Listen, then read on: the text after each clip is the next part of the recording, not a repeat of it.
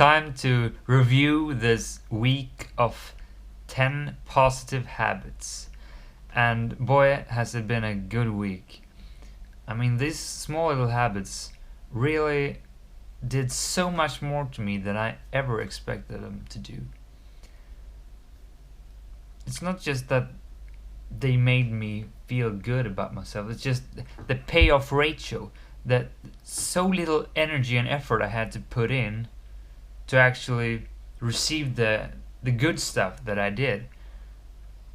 The risk reward ratio is so great that it's hard to really argue against this for not implementing these small 10 little habits.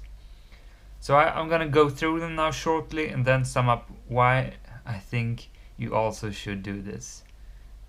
Yeah, that is a spoiler because I do think so.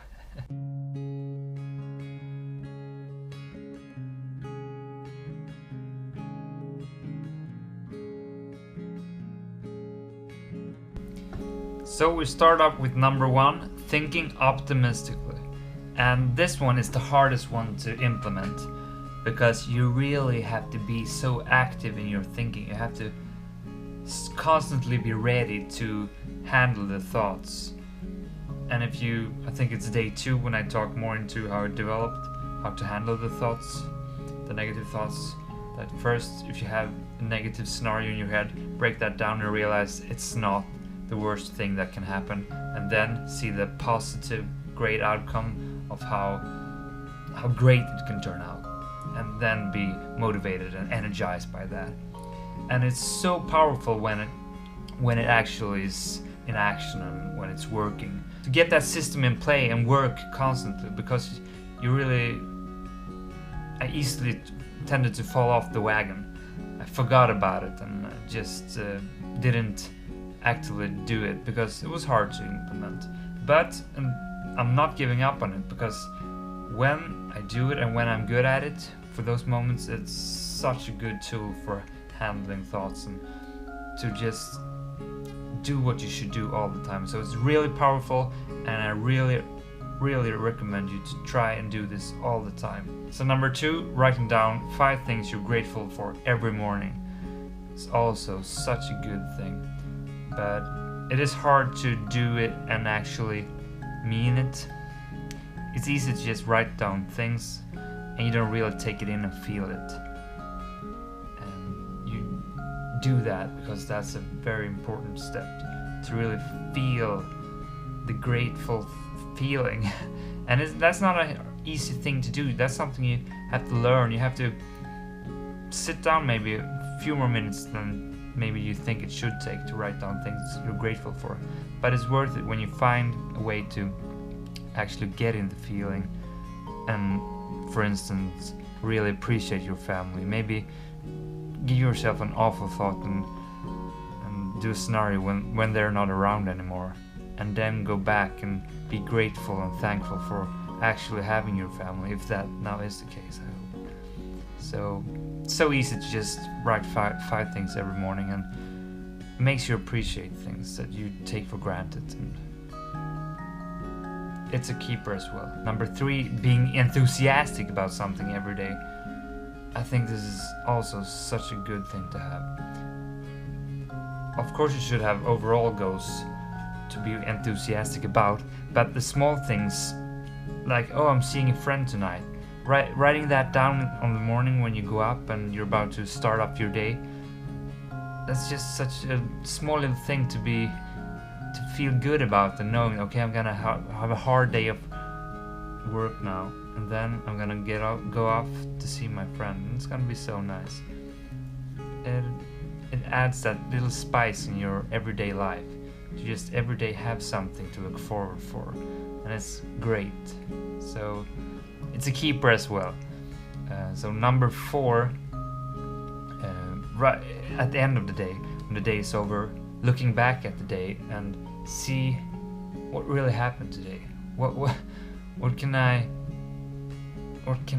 be proud of, or just be glad that happened during this day? Because it's so many small things that happens that you maybe don't take notice of so much, but when you look at it again, you realize yeah, that was a really good moment. That was something that meant something for me. Maybe that cup of coffee with my friend just made us bond again, or maybe it was just sitting outdoors for 5 minutes and enjoying the sun.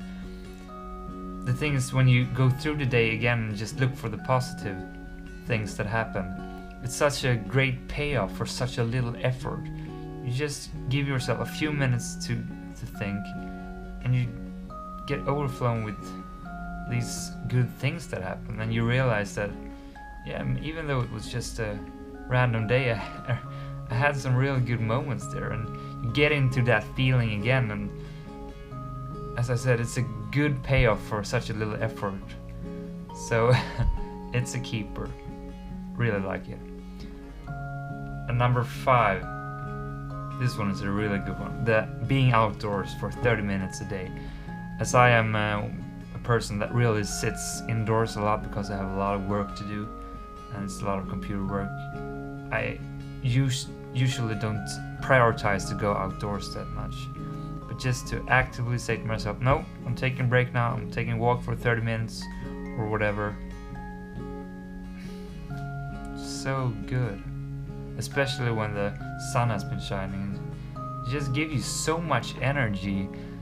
And being outdoors and hearing the birds sing, feeling the wind in your hair, the sun warming your chins, the cute girls walking around. I mean, just to take in nature or see the sun, it's been so good to me. So it's a keeper.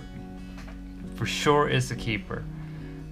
And number 6, building relationship.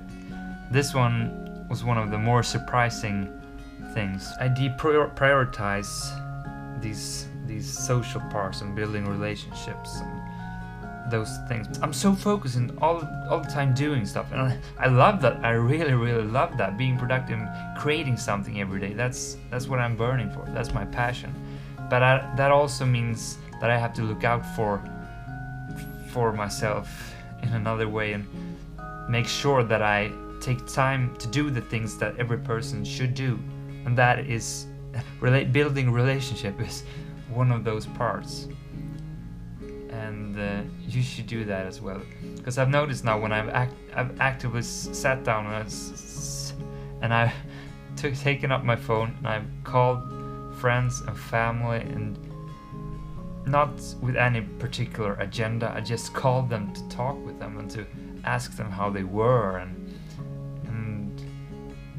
build the bonds up again, because maybe we've drifted apart a little bit, because I do tend to forget about the friends and families when there's no interest of mine in talking to them. So it's been great.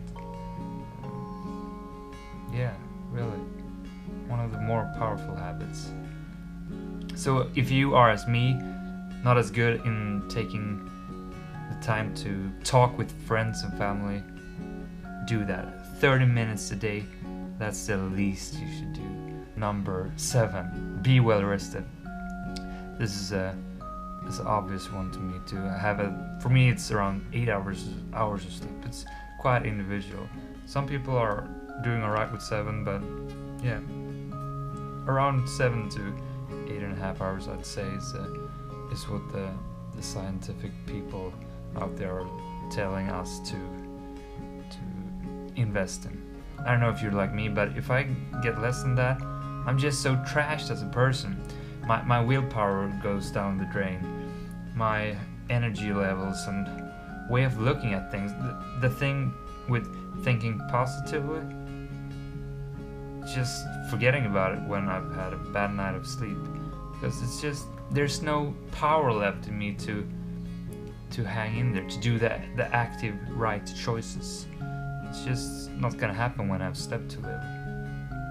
So if I do sleep too little one night, try to make sure that I take a power nap during the day. And that's what I recommend to you too, because that's really a restart button. For for sure is. But so the sleep that's a given. Number 8, be compassionate. Doing a good deed, helping other people out. When you actually take the time to do that, it is such a great payoff. You feel alive, and you feel like you contributed to something for real. It really makes you feel warm and good. I'm grasping for the right words here, but just try to do at least one good deed every day. It can be small things, but it's a start, and just to have that mindset to help other people out when you can, you should do that. Number 9, the big surprise of the week: listening to good, happy music. This was the one that really surprised me so much, because of course I've listened to music before and I do that all the time, but to just put on that kind of music that makes me happy and joyful and get me to move my body around, maybe start to dance without really thinking about it. That kind of happy music, boy, has it helped me a lot this week. Because I had some moments when I really dipped down, and then I thought about this habit, and I just, okay, now I'm gonna listen to some good music. Put it on, and it really flipped me around. It turned my mood up. It saved me. It took me out from that dark place and just shook me up. And I got back to normal again. Or better than normal. And so the music, it's great habit. 1 hour of happy music every day, and it's such a good thing to do when you're doing something else. If you're cleaning or whatever, just put on some happy music. Payoff is great. And off to last number: pushing myself out of my comfort zone once a day. Although this is a really great one, it takes some energy. You have to go out and look for opportunities, and maybe if you don't have time to do it, maybe it's the thing you're not gonna do. But on the other hand, it's when you actually push yourself out of the comfort zone, that's the moments, that's the opportunities that really affect you. Those are the moments that you will remember, and those are the moments you will grow from. Pushing yourself out of your comfort zone is so important, but to have it as an daily habit, must do, maybe just adds a little bit more stress. I'm thinking more instead, you should always be ready to push yourself out of your comfort zone when the opportunity emerges, but not having a habit that tells you you must do this once a day, otherwise you're a bad person.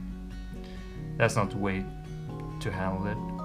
But just be in standby mood and always be ready to take on the challenge when it's there.